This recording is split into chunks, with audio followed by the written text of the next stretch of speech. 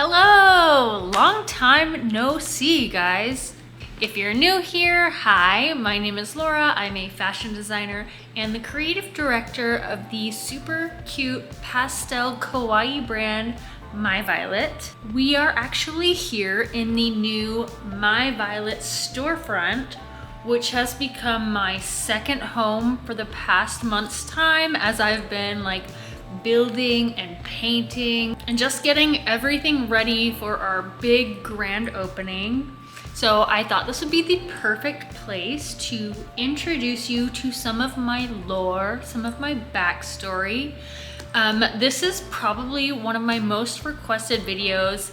It is my experience in the fashion industry and how I became a fashion designer. I'm gonna start from the very beginning, how I got into sewing and work my way up to current day.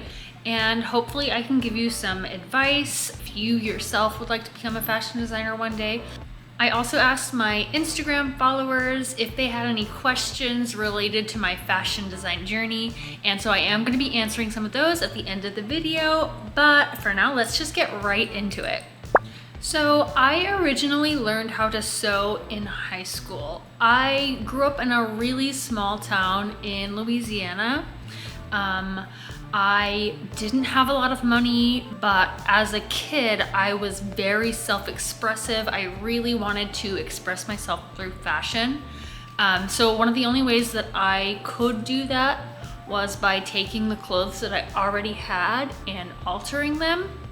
I actually think the first time that I hand sewed something was I was 16. I had just moved in with my brother in San Diego. My brother is 10 years older than me, and he kind of raised me at the end of my teenagehood. He has this story that he loves to tell. He took me shopping to decorate my bedroom, and we got these beautiful brocade curtains. And one day, I guess I came out of my room wearing a vest that was the exact same fabric as the curtains. And he goes, "Laura, where did you get that vest?" And I said, "Don't freak out. I cut the curtains, but only the part you couldn't see. So I cut my curtains and I made a vest out of it, and the rest is history." So I'm sewing all throughout high school to express myself. Then when I am about 18, in my senior year of high school, I moved in with my high school boyfriend and his parents, and he had a sewing machine, and we made this entire room that was our sewing room. And just having my own space and my own sewing machine to create things with, I was non-stop sewing. Like the last year of high school into my first year or two of community college, I was pumping out garments. They were not good. I did not know how to sew properly, but I was just winging it. I was having fun with it. This was in San Diego, and at the time there was this big underground all ages party called, what was it called? I remember it was put on by my friend May Star. Oh, they were called Pop Noir, and one of the big draws was a fashion show. And so there were tons of indie designers that would show their collections there.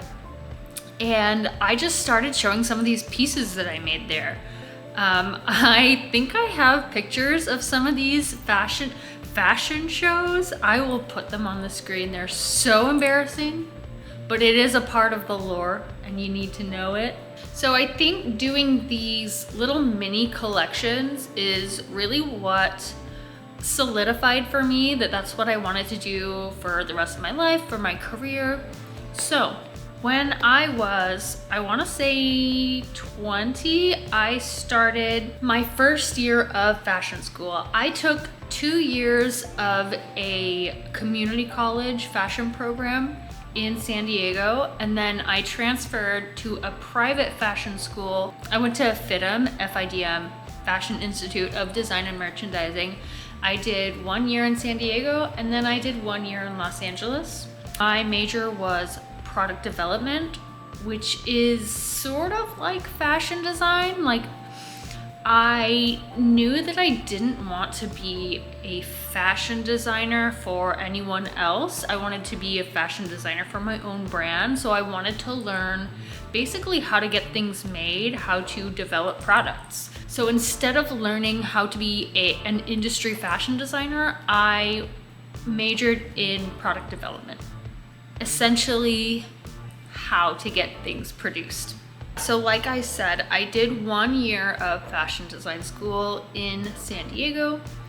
And then I think it was 2011, I moved to Los Angeles to finish out FITM.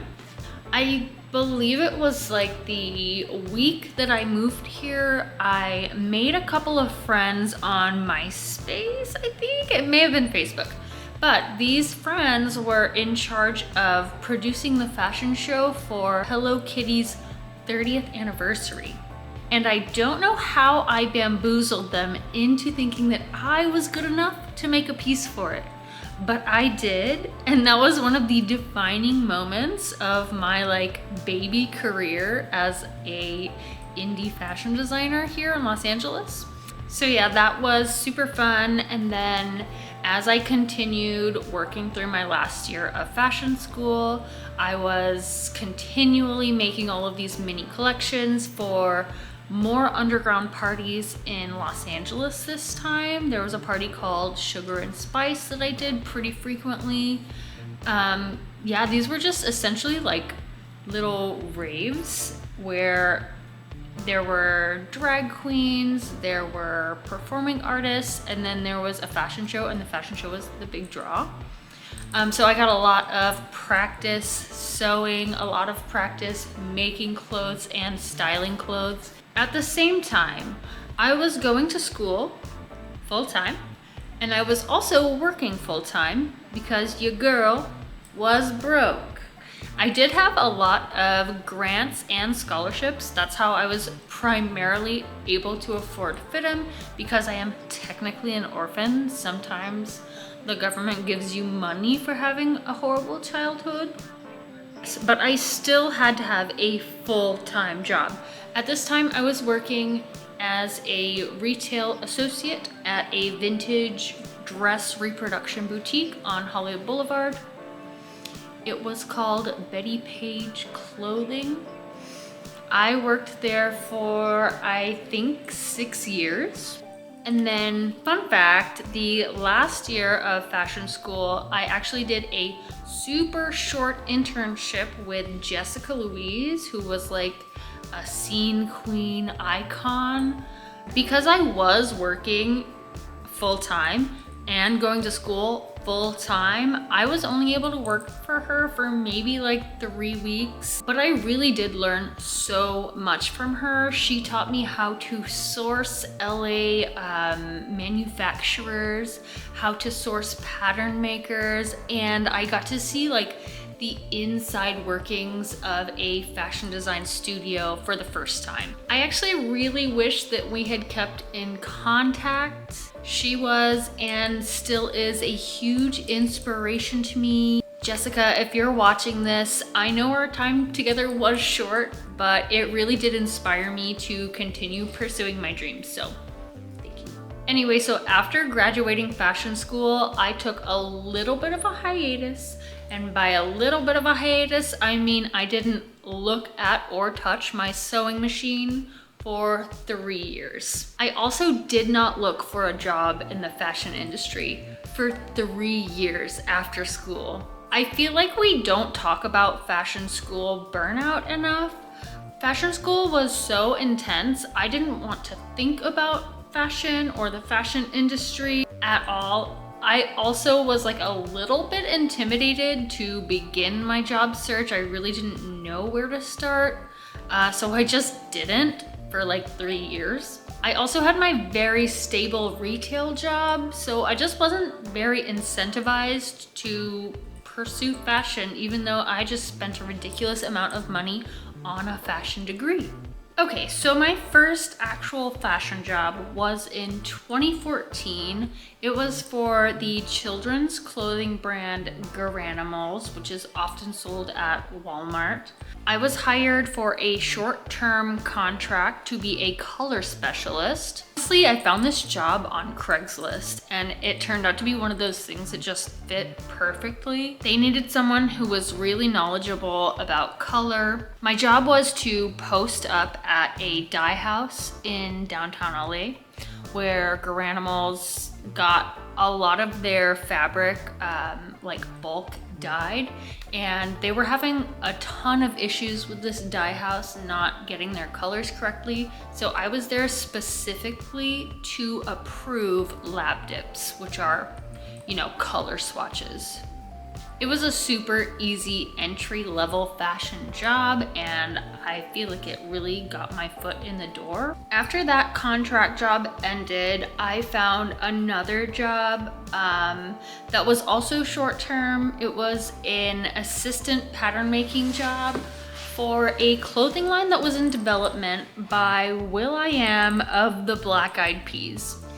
I don't think that clothing line ever actually went anywhere. It kind of fizzled out, but that is the first place that I really got to do some technical design, which, spoiler alert, is what I went on to specialize in for the rest of my fashion career. My job after that was another celebrity clothing line. This next one was called I believe Coco by Coco Rocha.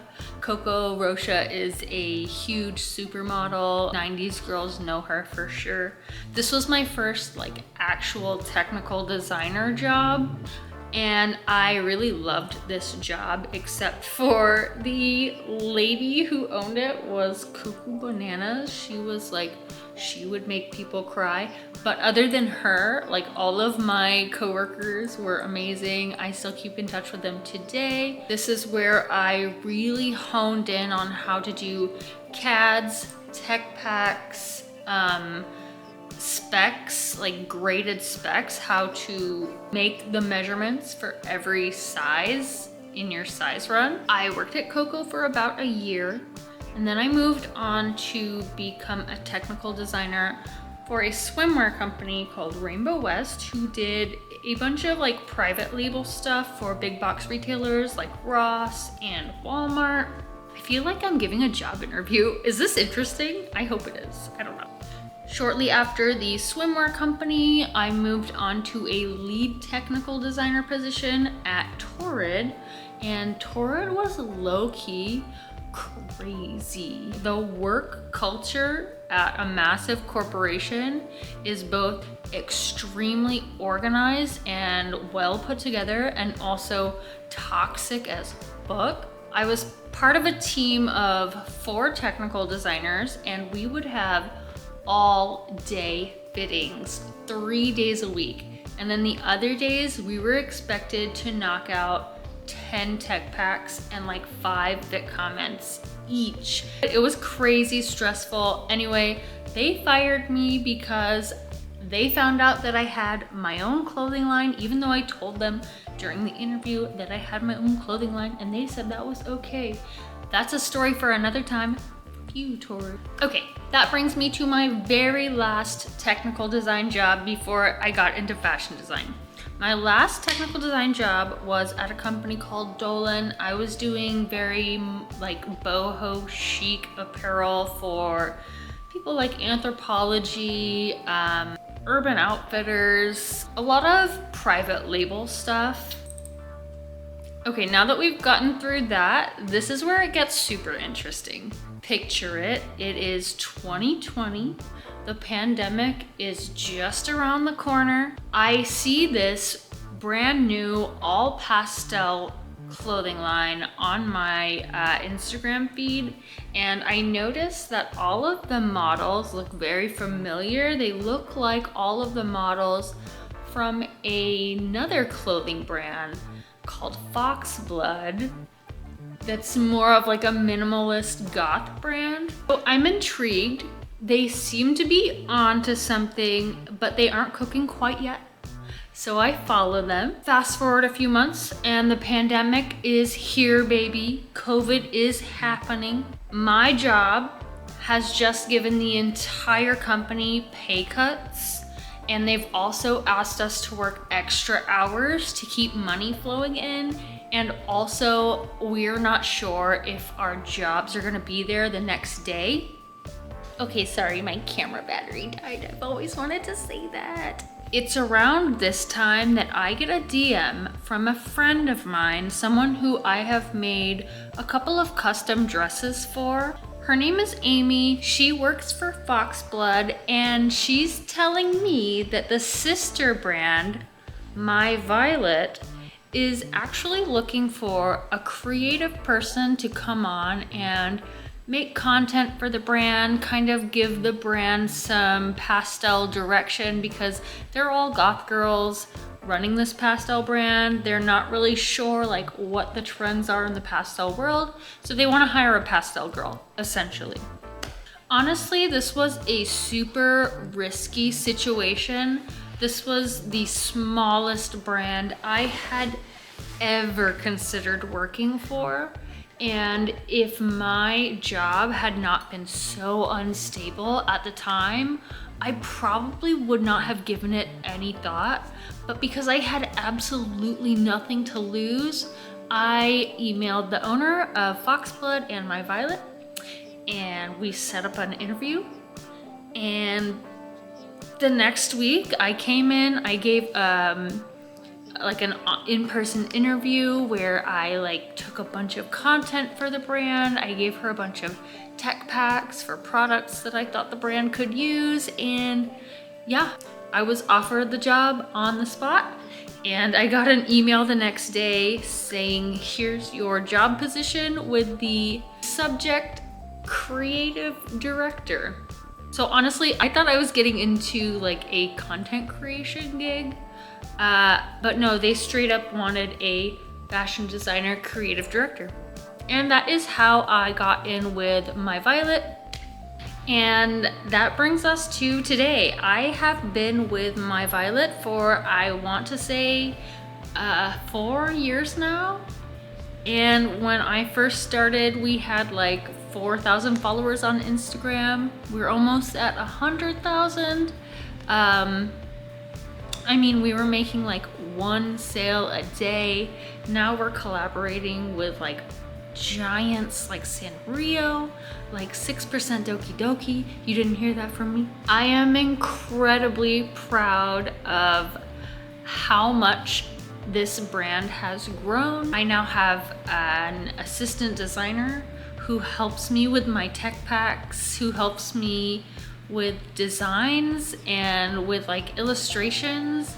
I'm honestly in shock that like this is the job that I get to have every day. I get to make cute things that I want to wear.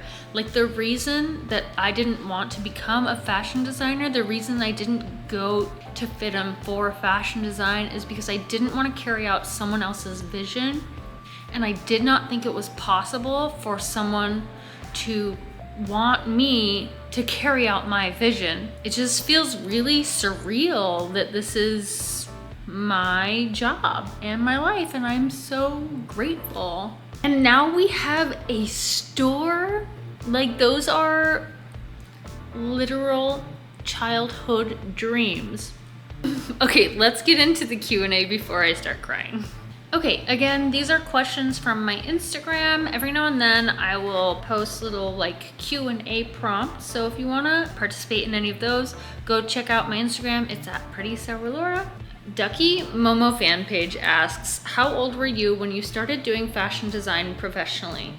When I started in the fashion industry, I wanna say I was 28. Yeah, because like I said, I took that long break in between school and actually like pursuing a career. When I started doing fashion design specifically with My Violet, I want to say 30.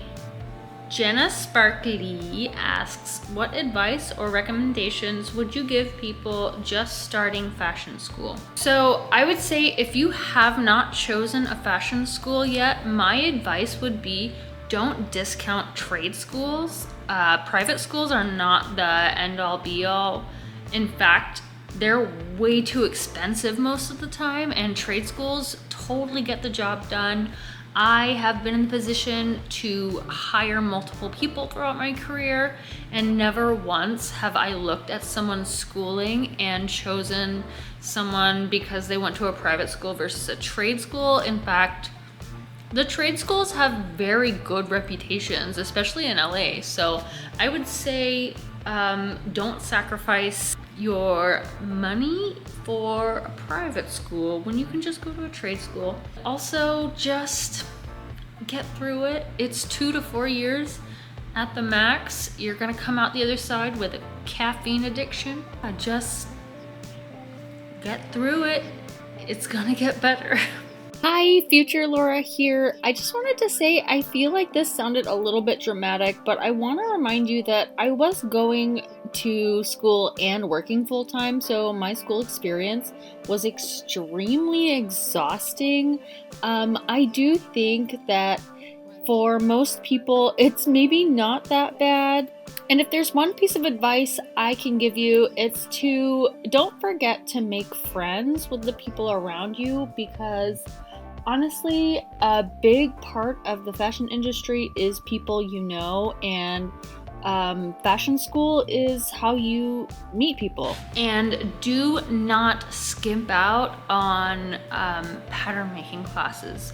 Pattern making is by far the most useful skill that I got from fashion school. Whimsykawa asks, how does sending designs to Manus work? Do you just hunt for them on Alibaba? Yes, Alibaba is definitely an avenue for finding manufacturers. I will say that finding a manufacturer is like the least of the work. I would take classes or maybe watch some YouTube videos about specifically how to make a tech pack. If you can, learn how to do some sort of grading, because relying on manufacturers to grade your clothing from like size small to size 3X or whatever, that is risky business, especially with Chinese manufacturers, because their sizing is so different. I would definitely learn some of those skills before you go about seeking a manufacturer. I also think it's super important, if you are going to try and get into production or manufacturing, that you know how to sew, that you know how to produce the things that you're asking humans on the other side of the world to make. It's going to help you know like how to adjust the samples. It's also going to help you understand the cost of these items.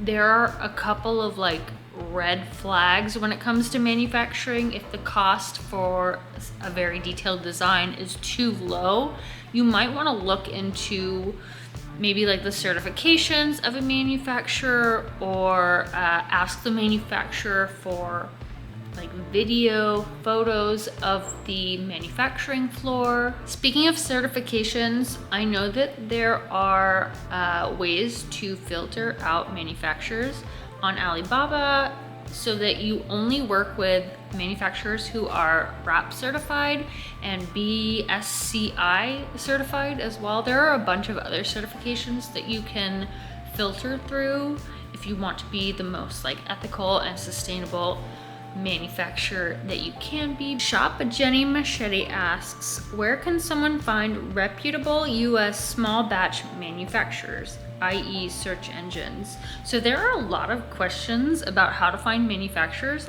I should probably just do a separate video on that, but I think a lot of the answers are going to be not what you want to hear.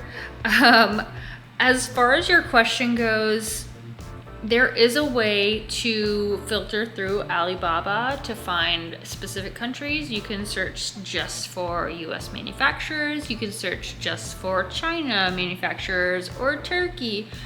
But what I really recommend that you do if you want to invest in US production is you fly to Los Angeles or New York, whichever hub you're looking for manufacturing from. Although Los Angeles is like the manufacturing hub of the United States. I would fly to Los Angeles, make a week stay out of it, and go and visit these places in the fashion district. Just because something is made in the USA does not mean it is sweatshop free. There are so many sweatshops here in downtown LA. So the best thing that you can do is to go and visit these places, see with your own eyes the working conditions, see who's making your clothes. Yeah, just make sure that everyone's getting paid a livable wage, and that's what I recommend doing if you're looking for reputable US manufacturers. You gotta visit the places. Kawaii Buttery Potato asks, what is your least favorite part of fashion design? And I can answer this very easily. There's a shocking amount of math in fashion design, especially with manufacturing and production. Yeah, grading, sizes, merchandising, deciding how many of each size you want to order. It is by far my least favorite part of the process. Anything that has to do with math, I hate it, but it is pivotal to the process. Okay, this is a good one. Quiche du jour asks, were you ever anxious about being able to achieve financial stability working in the arts? I will say no, because I have the technical skills to back it up. Anytime that I've been unemployed, I've fallen back on my sewing, my pattern making, and my sample making to get me through. And yeah, fashion design is an art, but it's also a technical skill, and there's a lot of demand for that. It doesn't pay as much as, say, like computer engineering does, but there's always going to be a demand for technical designers, pattern makers especially. I know that like fashion design is the glamorous goal for most people, but all of the supporting jobs around fashion design, they make a lot more money, and there's just like a lot more jobs to be had in those positions. So I was never worried about financial stability because I knew I had the technical skills to back it up. Okay, one more because my battery is dying again, and then I'm gonna go. What is the relationship between Pretty Sour and My Violet and the differences? Okay, I do feel like this can get confusing because I am the designer for both of these brands. Pretty Sour is solely my own brand. I've had it going for the past like 6 years. It is my baby, it's my brainchild, but it is also my creative release. Versus My Violet, which is my full-time job, sometimes more than full-time. My Violet is a much bigger brand with employees and multiple drops a year. Pretty Sour, we might have like 1 to 2 drops a year, and then I might make like handmade pieces on the side. So right now, Pretty Sour is my creative outlet, and My Violet is my primary design gig. Okay babes, that is it for my How I Became a Fashion Designer video. I hope you really enjoyed it. If you did, please give me a like and subscribe on this video, and I'll see you next time in my opening a My Violet store video. I cannot wait to show you everything that we've done in this store. It's gonna be so cute. Okay, bye!